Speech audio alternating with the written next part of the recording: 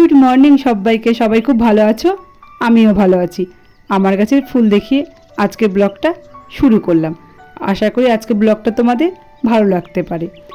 ঘুম থেকে উঠে গেছি খুব সকালে, আর সকালবেলা যা যা কাজ, বাড়িঘর ঝাড় দেওয়া মোছা সব কাজই হয়ে গেছে। আর স্নান করে চলে এসেছি ছাদের উপর ফুল তুলতে। প্রতিদিনই আমার সোনামা ঘুম থেকে ওঠার আগে গাছের ফুলগুলো আমি তুলে নিই, কিন্তু আজকে আর পারলাম না। সোনামা ঘুম থেকে উঠে গেছে। আজকে সকালবেলা ঘুম থেকে উঠে দেখলাম ঝিরিঝিরি বৃষ্টি হচ্ছে, আর বৃষ্টির জন্য তো ফুল তোলা আমার দেরি হয়ে গেল। আর সোনামাও ঘুম থেকে উঠে গেল। আর কি আর করব, সোনামাকে নিয়েই আমাকে ফুল তুলতে হচ্ছে এখন। আর সোনামাকে নিয়ে ফুল তোলা মানে সোনামার দুষ্টুমি। আমি তো ফুল তুলছি, আর সোনামা আমার গাছের পাতাগুলো ছিঁড়ে ছিঁড়ে আমাকে দিচ্ছে। সোনামা ছাদে উঠলেই না খুব দুষ্টুমি করে, গাছের পাতাগুলো ছিঁড়ে দেয়, ফুলের কুড়ি ছিঁড়ে দেয়। কিন্তু কি আর করব, সোনামাকে তো বেশি বকাবকি করা যাবে না। সোনামা তো ছোটো, সোনামা তো কিছু বোঝে না, সেই জন্য সোনামাকে না বেশি বকাবকি করা যাবে না। আর এইদিকে দেখো কত নয়নতারা ফুল ফুটেছে। আজকে কিন্তু গাছে অনেক ফুল ফুটেছে, আর সোনামা তো ফুল দেখে খুব খুশি। আর সোনামা শুধু ফুল তুলছে না, গাছের পাতা কুড়ি সব তুলছে। ফুল তো তুললাম, তোমরা তো দেখলে। আর চলে এলাম ঠাকুর ঘরে পুজো করতে। আজকে কিন্তু আমার কাছে অনেক ফুল ফুটেছে। আর এই যে গাঁদা ফুলটা, এটা কিন্তু আমি কিনে নিয়েছি। আজকে তো বৃহস্পতিবার, পান কলার সঙ্গে না গাঁদা ফুলটা আমি কিনে নিই। বৃহস্পতিবারে না বেশি ফুল দিয়ে পুজো করতে কিন্তু খুব ভালো লাগে। আর এই দেখো ঠাকুরের মালাগুলো সব ধুয়ে দিয়েছিলাম, ঠাকুরকে এখন পরিয়ে দিব। আর ঠাকুরের সিংহাসনে যে কাপড়টা পারি সেই কাপড়টাও ধুয়ে দিয়েছিলাম, সেই কাপড়টা এখন পেরে দিব।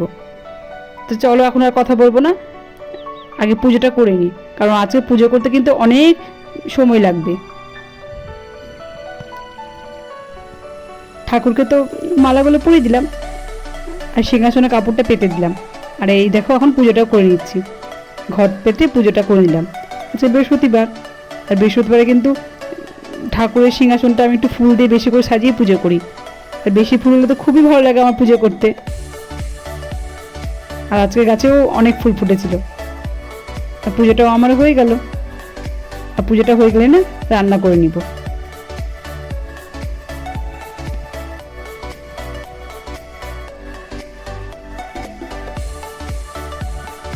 পুজো তো আমার করা হয়ে গেল। আর মোনালিকা আর মোনালির পাপাকে এখন সকালে জলখাবারটা খেতে দিয়ে দিলাম।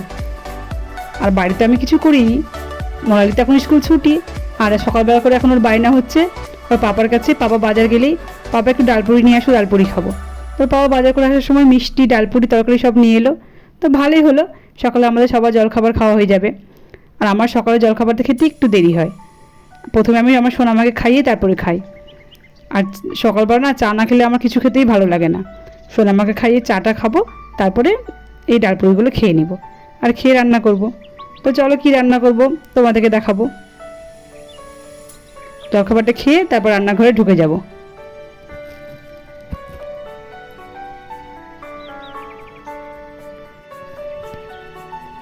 সকালে জলখাবারটা খেয়ে চলে এলাম রান্নাঘরে। আর আজকে না বেশি কিছু রান্না করব না, আলু দিয়ে রুই মাছের ঝোল করব আর পটল ভাজা করব। এমনিতে আজকে বৃহস্পতিবার, পুজো করতে অনেক দেরি হয়ে গেল। আর ঝিরিঝিরি বৃষ্টির জন্য সকালবেলা কাজ করতে আমার অনেক দেরি হয়ে গেছে, সেই জন্য আর কিছু রান্না করব না। আর একটু পটল ভাজা করব, তাহলেই হয়ে যাবে। আজকে আবার সোনামাকে ভ্যাকসিন দিতে নিয়ে যাব। সোনামাকে না মিথ্যা কথা বলে আমাকে ভ্যাকসিন দিতে নিয়ে যেতে হয়। সোনামাকে আমি বলি যে সোনামা আজকে আমরা ঘুরতে যাব।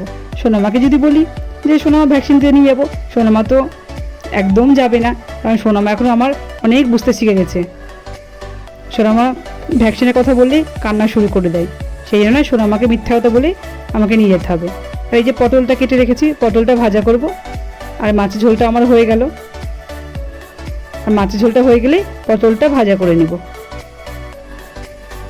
আর বেশি কিছু রান্না করলে তো দেরি হয়ে যাবে, কারণ তাড়াতাড়ি আবার বেরোতে হবে আমাদেরকে।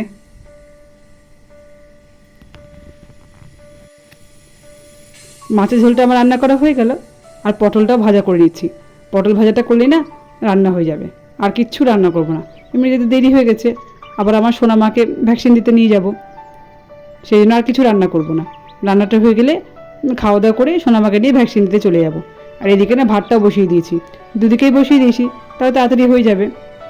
রান্নাটা হয়ে গেলে সোনামাকে খাইয়ে স্নান করিয়ে আমরাও খেয়ে তারপর সোনামাকে নিয়ে ভ্যাকসিন দিতে চলে যাব। রান্নাটাও আমার হয়ে গেল।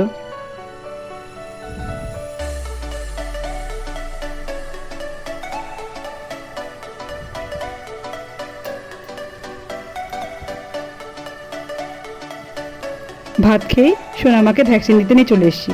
আর আসার সময় না ভিডিও করতে পারিনি, তাড়াহুড়ো করে চলে এসেছি। আর যা গরম, আর গরমে ভালো লাগছে না। আর সোনামা তো এখন পাপার কোলে বসে আছে। আর সোনামা কিন্তু মনটা খুব খারাপ।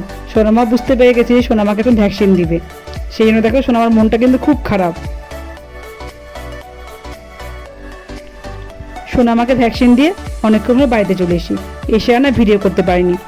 সোনামার তো পায়ে ভ্যাকসিন দেওয়া হয়েছে, আর সোনামার পাটা এত ব্যথা করছে, আর সোনামা আমার এত কান্না করছে, সেই জন্য ভালো লাগছে না। আর সোনামা আমার কোনো সময় চুপ করে বসে থাকে না। আর সোনামা তো হাঁটতে পারছে না পা ব্যথার জন্য। সোনামা চুপ করে বসেছিল, হাঁটতেও পারছে না, সেই জন্য একটুকু ভালো লাগছে না। তারপর সোনামার বাবা ডক্টরের কাছে ফোন করে ডক্টর একটা ওষুধের কথা বললো, ব্যথার ওষুধ, সেটা খাইয়ে সোনামাকে ঘুম পাড়ালাম। আর ভয় লাগছে উঠে আবার সোনামা কান্না করবে নাকি। আর এই দেখো এখন না একটু আম কেটে নিয়েছি, কাঁচা মিষ্টি আম। তোমরা কারা কারা কাঁচা মিষ্টি আম খেতে ভালোবাসো আমাকে অবশ্যই কমেন্ট করে জানাবে। আর একটুটা লেবু শরবত করে নিলাম, যা গরম বাইরে পড়েছে না, আর মাথাটাও খুব ব্যথা করছে, সেই জন্য একটু লেবু শরবত করে নিলাম। লেবু শরবতটা খেয়ে নিব, সেই জন্য রাত্রে খাবারটা একটু তাড়াতাড়ি করে নিচ্ছি। তো বন্ধুরা, আজকের ভিডিওটা এ পর্যন্ত।